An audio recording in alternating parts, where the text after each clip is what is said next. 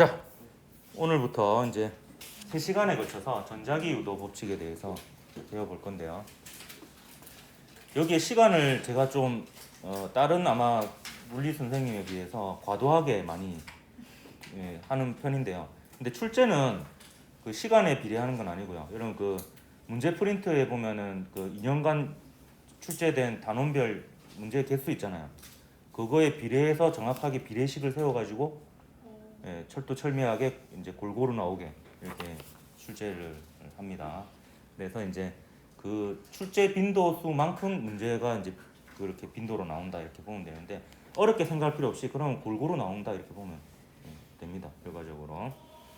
그러니까 여기는 되게 비효율적이다 볼 수 있죠. 3시간 하는 거에 비해서 그렇게 뭐 그 시간에 그렇게 비례 가지고 많이 그렇게 나오는 건 아닌데 그래도 이게 여기도 출제가 많이 되는 편이긴 합니다. 이게 그 출제를 떠나 가지고 이제 전자기 유도 같은 경우에는 제가 중요하다고 생각하기 때문에 좀 자세하게 다룹니다. 중요한 이유가 그 전기 에너지 없이는 우리가 살 수가 없어요. 근데 그 전기 에너지를 생산하는 방식 중에서 전자기 유도를 쓰지 않는 방식은 단 2가지밖에 없습니다. 태양광 발전하고 수소 연료 전지. 요 2개를 제외하고는 거의 대부분의 발전 방식이 최종 단계에 이르러서는 그 패러데이의 전자기 유도 법칙을 씁니다. 그리고 전기 에너지 없이는 우리는 살 수가 없어요. 당장 아파트에 물을 누가 끌어올려다 줄 거야. 그러니까 전기가 끌어다 올려주잖아요. 그렇기 때문에 이 전자기 유도는 우리의 생존과 관련된 문제다 이렇게 볼 수가 있습니다. 그리고 이게 또 여담이지만 그 아인슈타인의 특수상대성 이론에도 굉장히 영향을 많이 줬어요. 첫 페이지에 아인슈타인의 논문 첫 페이지에 전자기 유도에 대한 얘기가 시작이 됩니다. 그걸로부터. 그건 다음에 기회가 되면 뭐 얘기를 하도록 하고요.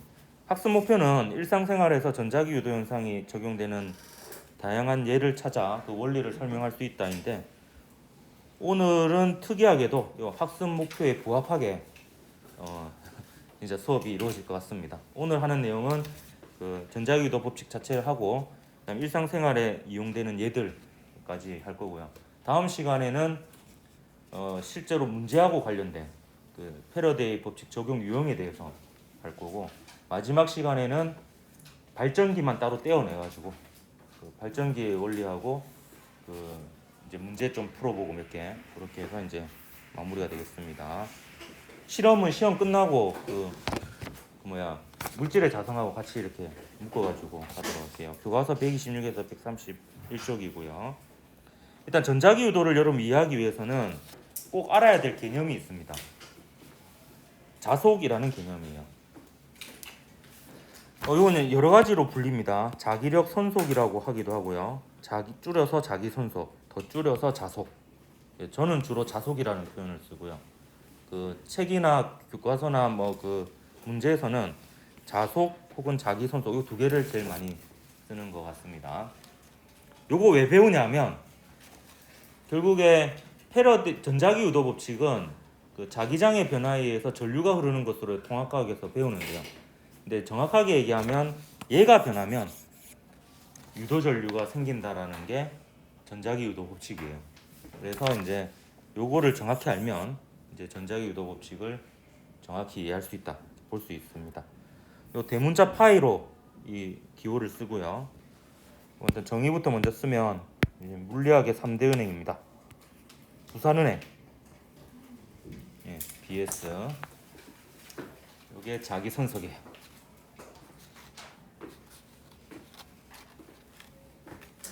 좀 더 정확하게 쓰면 B-QS.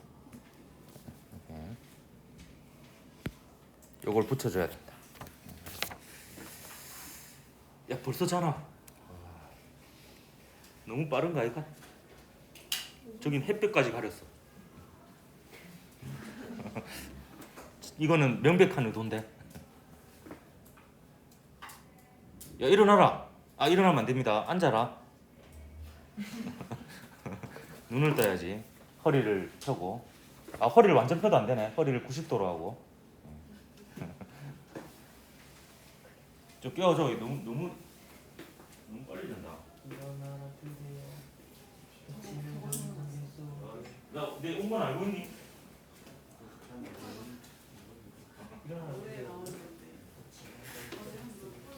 일어나라는 일본이죠. 일어를 쓰는 나라니까. 알았어. 뭔가 좋지 않네요. 자, 요게 자기 손속의 정의인데, 요 일단 S는 뭐냐면, 일단 전자기 유도 현상이 일어나고 유도 전류가 흐르려면 닫힌 고리 형태가 있어야 돼요. 닫혀 있는 고리 형태의 도선이 있어야 됩니다. 아니, 끊어져 있으면은 유도 전류가 흐를 수 있는 상황이 되더라도 회로가 끊어져 있으니까 전류가 흐를 수가 없어요. 그러니까 닫혀 있는 형태의 고리가 있어야 되는데, 그 고리 내에서 자기장이 통과하는 면적이 요 S입니다. 그 다음에요, 요 자기장은 뭐냐면 요 면의 수직인 자기장 성분이에요. 이 면의 자기장이 통과할 때 이 수직으로 통과하면 그대로 곱하면 되고, 비스듬하면은 수직 성분을 곱해야 됩니다. 간단한 예를 들면, 이게 단면적이 S인 원형 도선 고리가 있고요. 여기에 자기장이 수직으로 통과하는데 요 면을 전부 다 통과한다라고 칩시다. 요 면을. 그러면 이때 자속은 그냥 요 자기장과 면적 곱하면 되는 거예요. 그게 이제 자기 손속입니다. 근데 이 둘 중에 하나가 변하면, 혹은 둘 다 변하면 유도 전류가 흐르는 겁니다. 예를 들어 볼게요. 자, 요 밑에 제가 그림을 그려놨습니다. 자, 요 네모난 요 영역 안에서만 지면을 뚫고 들어가는 방향으로 균일한 자기장이 있어요. 그 다음에 직사각형 도선고리, 닫힌 고리죠. 얘가 이렇게 걸쳐져 있습니다. 그러면 일단 요 자기장은 요 면을 수직으로 통과하죠. 통과하니까 이 자기장은 자속을 구할 때 그대로 곱해줘도 됩니다. 곱해줘도 되는데, 면적은 요 닫힌 고리 내에서 자기장이 통과하는 면적을 곱해야 되니까 뭘 곱해줘야 됩니까? 예, S1을 곱해줘야 됩니다. 이게 이 순간에 자속이 되겠어요. 그럼 얘가 변하면 유도 전류가 흐른다고 했잖아요. 그러니까 유도 전류가 흐를 수 있는 상황을 한번 얘기해 보도록 할게요. 얘 크기가 증가해요. 그럼 얘가 증가하는 거죠. 그럼 얘가 증가하니까 얘가 변하죠. 그럼 유도 전류 흐릅니다.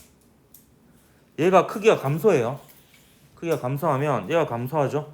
그럼 얘가 감소하니까 얘가 변하는 거죠. 그럼 유도 전류 흐릅니다.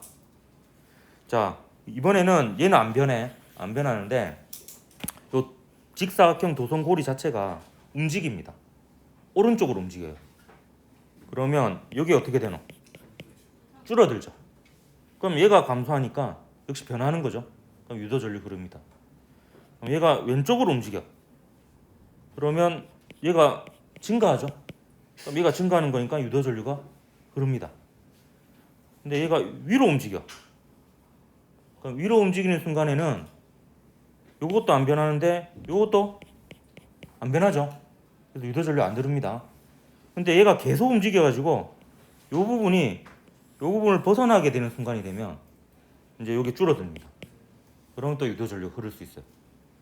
마찬가지로 얘가 아래로 움직이는 순간은 유도 전류 안 흐릅니다.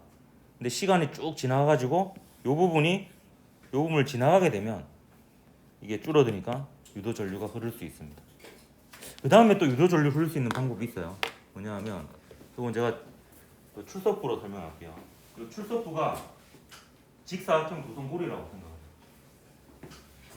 생각하고 얘가 회전을 하는데 어떻게 회전하냐면 이 부분이 지면을 뚫고 나오고 이 부분이 지면을 뚫고 들어가는 방향으로, 그러니까 얘를 축으로 회전을 하는 거예요. 그러면 어떤 일이 일어나냐면, 지금은 자기장이 수직으로 통과하잖아요. 자기장이 수직으로 통과하는데 제가 그 면적으로 생각해도 되는데요. 지금은 정석대로 얘기를 하도록 할게요. 얘가 이렇게 통과하는데 이렇게 회전을 하게 되면 더 이상 수직이 아니죠. 더 이상 수직이 아니니까 수직 성분이 줄어들죠. 그래서 저 자기장 중에서 수직 성분이 변해가지고 그 자속이 변합니다. 그게 발전기 원리예요. 발전기는 그 자기장 속에서 코일이 이렇게 회전하는 거거든요. 그럼 수직 성분, 얘가 변하기 때문에 유도 전류가 흐르게 됩니다. 그래서 얘가 변하면 일단 유도 전류 흐릅니다. 근데 왜 하필 얘를 자기력 손속이라고 하느냐? 용어를. 요 속이라는 것은 한자어인데요. 우리말로 바꾸면 다발이라는 뜻입니다. 그 꽃다발할 때 그 다발이에요. 그러면 자기력선 다발이에요. 왜 자기력선 다발이냐? 이건 이렇게 도성고리가 있고요. 원형고리가 있고 여기 자기력선이 통과하는 모습을 그림을 그려보면 이게 마치 꽃다발처럼 자기력선 다발처럼 보이죠? 그래서 이게 그런 비유적인 표현으로 용어를 만들었다 이렇게 보면 되겠고요. 요거하고 비슷한 문자를 찾아보니까 여기 파이가 보니까 이렇게 원형 도선 모양이 있고 수직으로 통과하는 자기장이 있고 그래서 이제 요 기호를 자기 손 속의 기호로 정한 겁니다. 이거는 제 생각입니다. 근데 이렇게 기억하면은 좀 이거의 정의를 기억하기가 좀 쉬워요. 요 이제 도성고리의 면적에 그 수직으로 통과하는 자기장을 곱하는 거다. 이렇게 하면 요거를 쫙 좀 보면서 이렇게 정의를 기억하면 좋을 것 같아서 일리 있는 추측이지. 그래도 어디 뭐 적혀 있진 않았지만 이럴 것 같아요, 왠지. 자기력선 다발, 자기력선 속 줄여서 자기선속, 더 줄여서 자속 이렇게 되겠습니다. 자, 그러면 전자기 유도 법칙은 뭐냐 하면 이 자속이 변화할 때 유도되는 전류의 크기와 방향을 구하는 게 전자기 유도 법칙이다 이렇게 보면 되겠고요. 그 중에서 그 전자기 유도 법칙으로는 유도 전류의 크기, 방향 다 구할 수 있습니다. 다 구할 수 있는데 그 유도 전류의 방향은 사실 전자기 유도 법칙, 패러데이 법칙으로 구하는 것보다 그 렌츠 법칙으로 구하는 게 더 편합니다. 그래서 렌츠 법칙 먼저 설명하도록 할게요. 유도 전류 방향 구하는 거예요.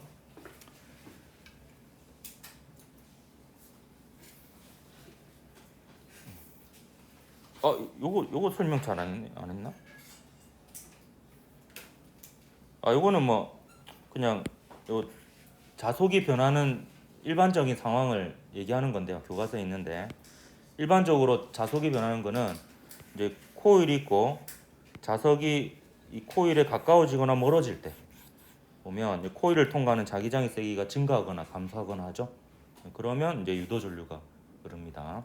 1학년 때 보통 이제 요 예로 전자기 유도를 많이 배우죠, 통합과학에서. 근데 우리는 이제 이거보다 좀 더 다른 예들을 쭉 보게 될 겁니다. 자, 렌츠 법칙부터 얘기해 보도록 할게요. 렌츠의 법칙은 자연은 변화를 싫어한다. 뭐 이렇게 얘기할 수도 있는데요. 이 유도 전류의 방향을 구하는 법칙입니다. 근데 이게 렌츠의 법칙은 아니고요. 이 렌츠의 법칙의 그 느낌이 이렇다라는 거예요. 자연은 변화를 싫어한다.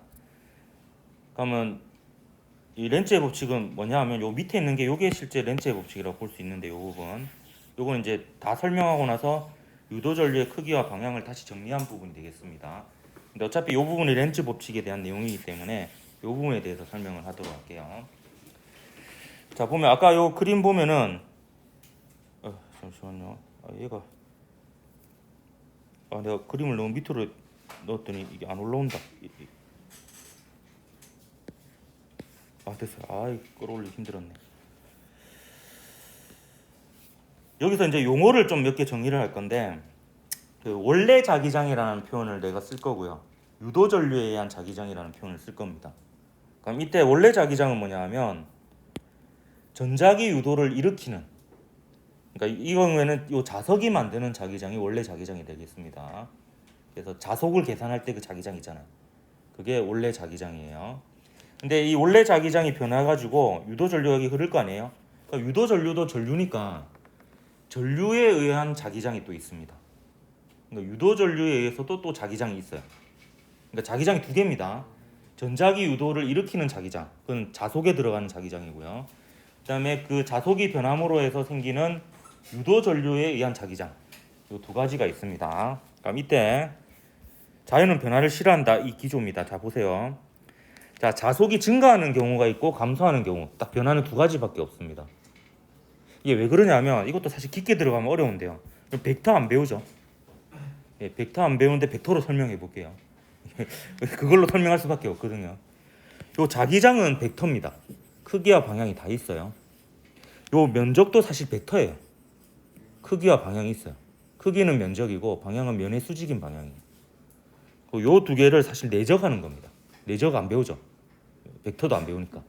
근데 그런 연산을 하게 되면 얘는 벡터가 아니고 스칼라가 됩니다. 크기만 가지는 양이고요.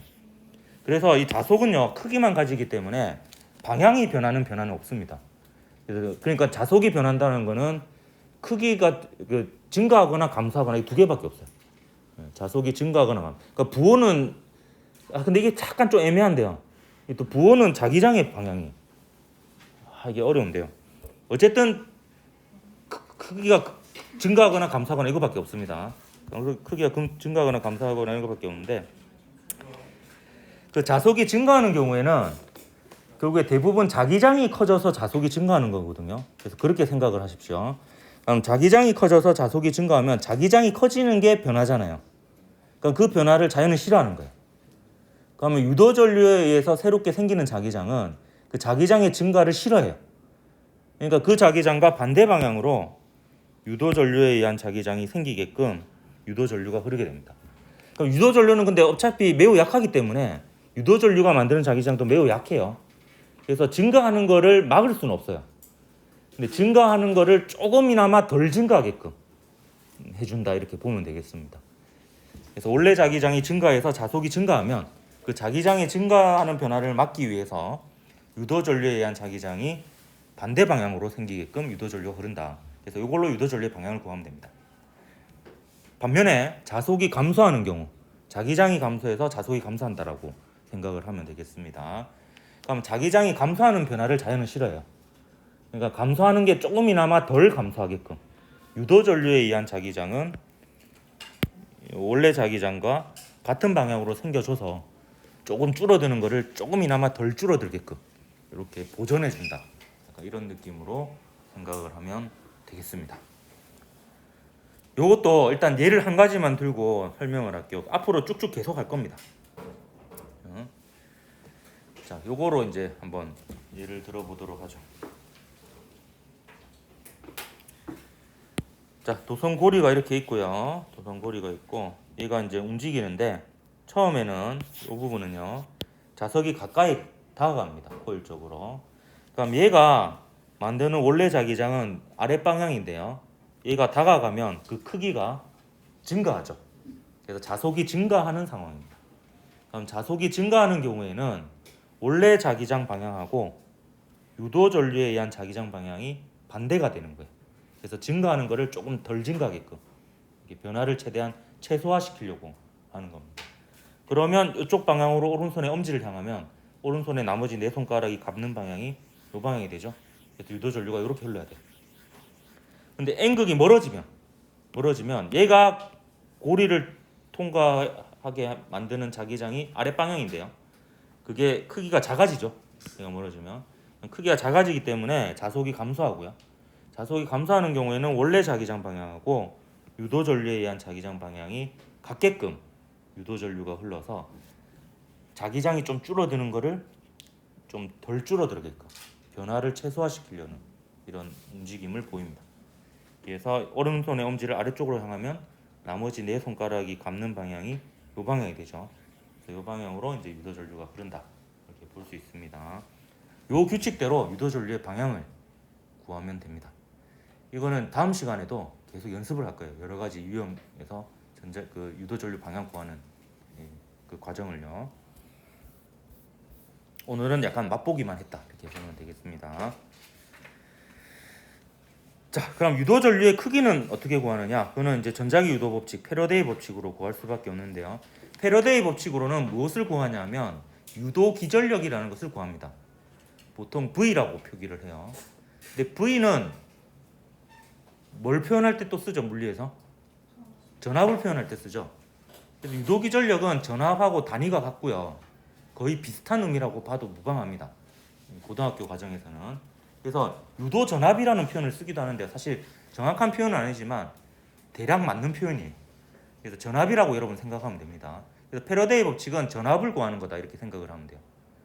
전압을 구하는 거라고 생각하면 그럼 전류는 옴의 법칙에 의해서 전압을 뭐로 나누면 돼요? 전압을 저항으로 나누면 되죠. I는 R분의 V죠. 그래서 유도기전력 구하면 유도전류의 크기는 이렇게 구하면 됩니다. 근데 V는 부호가 있기 때문에 절대값으로 생각하면 되겠습니다. 유도전류의 크기는 유도기전력을 패러데이 법칙으로 구하게 되면 그 결국에 유도기전력의 크기에 비례한다 이렇게 보면 되겠습니다. 그걸 도선의 저항으로 나누면 되는데 도선의 저항은 어차피 안 바뀌기 때문에 결국 유도전력의 크기가 유도기전력의 크기가 유도전류의 크기다. 대략 이렇게 생각을 해도 되겠습니다. 자, 패러데이 법칙과 이제 적어줄게요. 일단 마이너스가 붙습니다. 이건 렌츠의 법칙과 관련이 있고요. 그다음 n이 들어가요. 이건 코일의 개수입니다. 감은 횟수. 그 원형고리가 한 개 있을 때보다 두 개가 있으면서 얘가 이어져 있으면 각각 유도전류가 생겨서 더해지니까 두 배로 생깁니다. 그래서 코일의 감은 횟수가 되겠고요.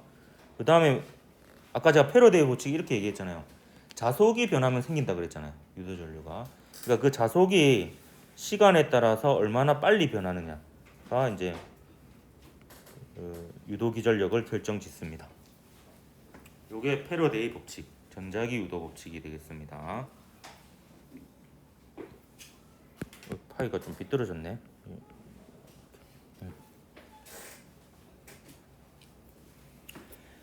근데 여러분이 기억하기로는 이렇게 기억하기보다 제가 추천하는 방법은 요 파이 이렇게 하면 느낌이 안 오니까 파이를 풀어서 부산은행으로 BS 이렇게 좀 기억하기를 좀 권장합니다. 좀 더 정확하게는 여기 바퀴로 표시해 줘야 되겠죠? 수직 잠깐만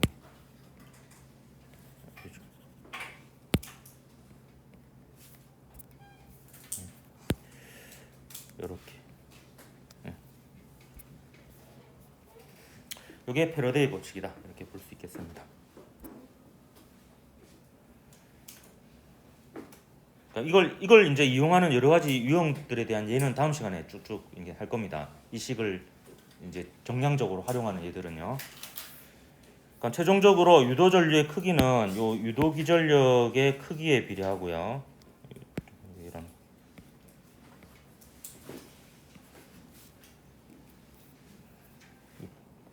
펜이 약간 잘 안 되는 갑자기. 유도전류의 방향은 요 V의 부호라고 볼 수 있습니다. 이거 잘 안 써져.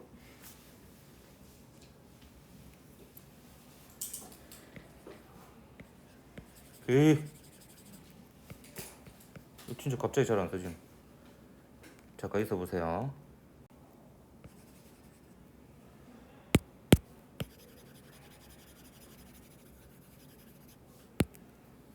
V의 자, 제가 이거 껐다 켜야겠다. 잠깐 있어 보세요. 다시 V 얘만 지금 이것만 그냥 부호입니다. 뭔가 아까랑 느낌이 다르지 맞지? 갑자기 잘 안 써지는데 V의 부호가 유도전류의 방향이 되겠습니다. 이게 무슨 뜻이냐면 이런 겁니다. 요 V의 부호가 플러스면요. 플러스면 원래 자기장과 똑같은 방향으로 유도전류의 자기장이 생기는 거고요. V의 플러스가 마이너스면은 원래 자기장과 반대 방향으로 유도전류에 의한 자기장이 생기는 뜻입니다. 그럼 파이가 증가하잖아. 자속이 증가하면 얘가 플러스죠. 그럼 전체적으로 마이너스가 되죠. 그러니까 원래 방향과 반대 방향으로 유도전류에 의한 자기장이 생기고 자속이 감소하면 얘가 마이너스죠.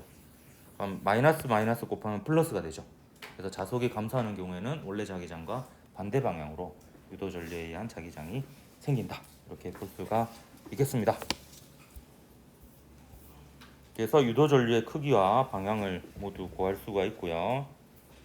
예를 이제 들어보도록 할게요. 이게 전자기 유도의 활용 예들입니다. 일상생활에서 요게 이제 교과서의 목표이기도 하죠. 학습 목표. 우선 발전기의 원리입니다. 이 발전기의 원리는 다다음 시간에 더 자세하게 할 겁니다. 오늘은 간략하게만 얘기를 하도록 할게요. 보통 발전기는 얘랑 거꾸로 되어 있습니다. 보통 발전기는 회전하고 있는 부분, 회전자가 자석이고 이게 바깥에 둘러싸고 있는 고정되어 있는 부분이 코일이에요. 근데 그렇게 하면은 좀 설명을 하기가 어렵기 때문에 어차피 코일이 움직이냐 자석이 움직이냐는 중요한 문제가 아니거든요. 그래서 발전기 원리를 설명할 때는 보통 자석이 고정되어 있고 코일이 회전하는 걸로 설명을 합니다. 자, 그럼 이 경우에 얘가 이제 막 이렇게 회전을 하고 있는 거예요. 이 순간에 여기서 바라보는 거예요. 여기서 바라보면 일단 요 코일이 이렇게 보이겠죠? 대각선으로 코일 이렇게 보이고 자기장은 N극에서 나와서 S극으로 들어가니까 요 방향으로 자기장이 있습니다. 그럼 이때 요 자기장 중에서 수직 방향 성분은 요 성분이 되겠죠? 요 성분이 되는데 얘가 이렇게 회전을 하게 되면 요렇게 되는 거죠. 그럼 자기장은 그대로인데 요 자기장 중에 수직 성분은 증가한 것을 볼 수 있습니다. 요렇게 회전을 하게 되면 요 자기장도 변하지 않고 면적도 변하지 않지만 요 자기장 중에서 수직 성분이 바뀌기 때문에 자속이 변해서 유도 전류가 흐른다. 이렇게 설명하는 게 가장 정석적인 방법입니다. 정석적인 방법이고 또 다른 방법이 있어요. 이 자기력 손속이요. 안지타치 바로 되네. 비수직 S 이렇게 쓸 수도 있는데 수학적으로 B는 그대로 놔두고요. S의 수직 방향 성분 이렇게 곱하는 방법도 있어요. 그러니까 수학적으로 이렇게 하나 이렇게 하나 똑같아요. 동등합니다. 그래서 이 방법을 활용한 게 이 밑에 그림입니다. 요 밑에 그림은 이제 자기장은 안 건드려요. 자기장은 그대로 곱해줄 건데 요 자기장이 통과하는 도선고리의 면적이 달라진다라고 보는 겁니다. 그러니까 요거는 아래에서 위로 이렇게 보는 거죠. 보면 이때는 자기장이 통과하는 면적이 제일 많죠. 비스듬해지면 줄어들고 이게 수직으로 세워지면 자기장이 통과하는 면적이 아예 없어집니다. 여기서 S 수직이 0이 되는 거예요. S 수직이 최대인 거고 B는 그대로 똑같이 곱해주고 그래서 이 방법대로 생각을 해도 돼요. 근데 이 방법대로 생각을 하면 유도전류의 방향을 못 구해요. 그래가지고 이제 정석적인 방법으로 나중에 또 설명을 할 거고요. 그리고 요거 자체를 이렇게 얘기하기도 해요. 요 도선고리를 통과하는 자기력선의 개수라고 이렇게 표현하기도 합니다. 그게 어차피 잘 생각해 보면 도선고리가 이루는 면적은 그대로인데 자기력선의 개수가 증가하면 촘촘해지죠. 그러면 이제 자속이 커지는 거예요. 자기장이 세지는 거니까. 그렇게 생각하면 요 그림으로도 설명할 수 있습니다. 지금은 자기력선이 제일 많이 통과하고요. 이 순간은. 얘가 돌아가면 통과하는 자기력선 중에서 몇 개는 이탈하게 돼요. 바깥쪽으로 벗어나게 되죠. 이렇게 되면 통과하는 자기력선의 개수가 하나도 없습니다. 그래서 도선고리를 통과하는 자기력선의 개수가 변한다라고 해도 자속이 변하는 것으로 이렇게 판별을 할 수가 있습니다. 근데 마찬가지로 이 경우는 자속이 변해서 유도전류가 흐르는 것까지는 설명할 수 있는데 유도전류의 방향을 또 구하기가 좀 어렵습니다. 안 되죠. 유도전류 방향 구하려면 이제 요 방법, 정석적인 방법대로 해야지 구할 수 있습니다. 그거는 이제 다다음 시간에 다시 설명을 하도록 할게요. 그 다음에 유도전류를 이용하는 대표적인 예가 다이나믹 마이크입니다. 다이나믹 마이크의 원리는요. 일단 구조는 자석과 코일이 있어요. 코일이 있고 코일과 자석 중에 어느 한 부분이 진동판이랑 연결되어 있습니다. 그럼 소리는 종파기 때문에 소리가 여기서부터 여기로 오면은 진행 방향으로 진동을 하거든요. 공기가. 그럼 이렇게 진동을 해서 진동판을 진동시키면 코일이 이렇게 진동을 하게 됩니다. 같이. 그럼 코일과 자석 사이 거리가 계속 바뀌죠. 그럼 코일을 통과하는 자기장의 세기가 변하니까 자속이 변하고 유도전류가 흐릅니다. 그래서 이 진동 패턴대로 유도전류가 흐르기 때문에 소리 신호를 담은 전기 신호가 된다. 이렇게 볼 수 있겠고요. 여러분 잘 틀리는 것 중에 하나가 스피커도 구조가 똑같거든요. 코일이 있고 자석이 있어요. 근데 스피커는 전류의 자기작용을 이용한 예입니다. 전류에 의한 자기장을 이용한 예예요. 스피커 같은 경우는 거꾸로예요. 코일에 소리 신호를 담은 전류를 흘려주면 그 전류에 의한 자기장과 자석이 만드는 자기장 사이에 상호작용, 자기력으로 인해서 진동을 하게 되고 그걸로 소리를 냅니다. 그래서 스피커는 전자기 유도가 아니고 전류에 의한 자기장, 전류에 의한 자기작용의 예가 되고 요 마이크는 전자기 유도 예가 됩니다. 거꾸로 마이크는 전류에 의한 자기작용 예가 될 수가 없죠. 그래서 구조는 비슷하지만 원리는 다르다. 자, 스마트폰의 무선 충전 같은 경우에 요새 나오는 스마트폰은 무선 충전이 대부분 지원이 많이 되죠. 이거는 이제 충전 패드 안에 코일이 들어가 있습니다. 코일에 교류 전류를 흘려주면 자기장이 이렇게 생겼다가 이렇게 생겼다가 이렇게 생겼다가 이렇게 생겼다가 합니다. 휴대전화 안에도 코일이 있어요. 그럼 이 코일을 통과하는 자기장이 변하죠. 그럼 유도 전류가 생기게 됩니다. 그러면 이제 다이오드를 연결시키면 직류로 바꿀 수 있고요. 그러면 이제 충전을 할 수가 있게 됩니다. 이게 무선 충전의 원리고요. 일단 금속 탐지기. 이 금속 탐지기는 정말 머리를 잘 쓴 것 같아요. 보면 이게 전송 코일이 있고 수신 코일이 있는데 이 방향을 보면 전송 코일하고 수신 코일이 서로 수직이죠. 그러니까 이 상태에서 주변에 금속이 없다라고 생각해 보십시오. 금속이 없으면 첫 번째로 전송 코일에 교류 전류를 흘려줘요. 그러니까 전류가 이렇게 흘렀다가 이렇게 흘렀다가 이렇게 흘렀다가 이렇게 흘렀다 하거든요. 그럼 자기장이 이렇게 생겼다가 이렇게 생겼다가 이렇게 생겼다가 이렇게 생겼다가 합니다. 그럼 요 수신 코일을 지나는 자기장이 변하는데요. 이 자기장은 수신 코일을 이루는 면을 수직으로 통과하는 성분은 없죠. 그렇기 때문에 얘가 변하더라도 얘 입장에서는 자속이 변하는 건 아니에요. 그렇기 때문에 여기서 막 이렇게 해도 수신 코일에는 유도 전류가 흐르지 않습니다. 근데 문제는 여기에 금속이 있으면 얘기가 달라져요. 여기 금속이 있으면 얘가 여기에 만드는 자기장은 유도 전류를 만들어냅니다. 여기 금속 표면에 소용돌이 형태의 전류를 만들어내요. 그걸 와전류라고도 하는데요. 이게 유도 전류입니다. 얘도. 그럼 이 유도 전류는요. 유도 전류에 의한 자기장이 이렇게 생겼다가 이렇게 생겼다가 합니다. 그럼 얘가 여기에 흐르는 유도 전류에 의한 자기장은 수신 코일을 수직으로 통과하는 성분이 있어요. 근데 얘가 이제 얘도 유도 전류도 막 변화하면서 생기니까 요것도 변하겠죠. 그러면 수신 코일의 자속이 변하는 거니까 수신 코일에 유도 전류가 흐릅니다. 그러니까 두 단계에 걸쳐서 유도 전류가 생기는 거죠. 얘가 여기에 유도 전류를 만들고 얘가 여기에 또 유도 전류를 만들어내는 겁니다. 그러면 이제 그 금속 탐지기가 삐 하고 울리게 되는 거죠. 근데 이와 같은 유사한 구조가 휴대전화에도 있는지 휴대전화 앱 중에서 금속 탐지기 앱이 있어요. 그래서 제가 궁금해서 다운 받아가지고 해봤는데 진짜 금속이 탐지되더라고요. 이거는 같은 원리인지는 잘 모르겠다. 그거는. 자, 그다음 전기 기타. 이것도 전자기 유도를 이용한 예입니다. 전기 기타 줄은요 강자성체로 되어 있습니다. 강자성체로 되어 있고 여기 밑에 코일이 있고요.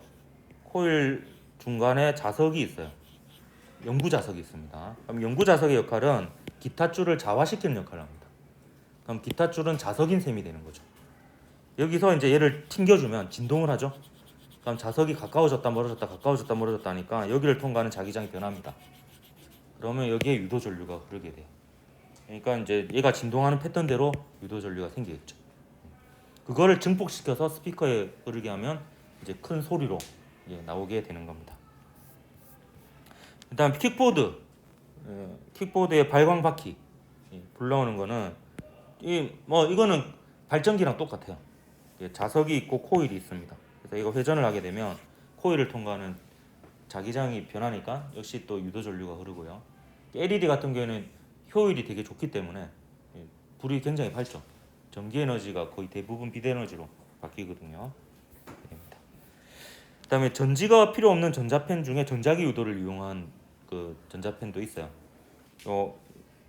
그때는 이제 요 태블릿 화면은 자기장이 형성되어 있는 상태고 여기에 코일이 들어가 있는 전자펜이 움직이면 코일에 유도 전류가 흐르게 되어서 요 신호를 이용하여 이제 인지하는 펜이 전자기 유도를 이용한 또 펜이 있습니다.